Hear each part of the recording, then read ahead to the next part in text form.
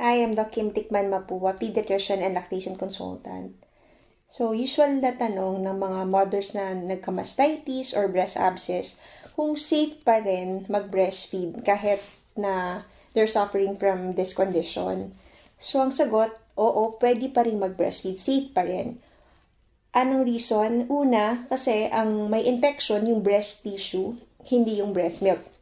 Pangalawa, ang breast milk, it contains natural immune protection, yung mga lactoferrin, lysozyme, secretory IgA, which kills and neutralize bacteria. Kaya naging safe yung breast milk ni mother. Pangatlo, ang reason kasi bakit nagkakaroon ng mastitis is because of yung milk stasis. Ibig sabihin, hindi na ilalabas na maayos yung gatas or parang na may pagbabara.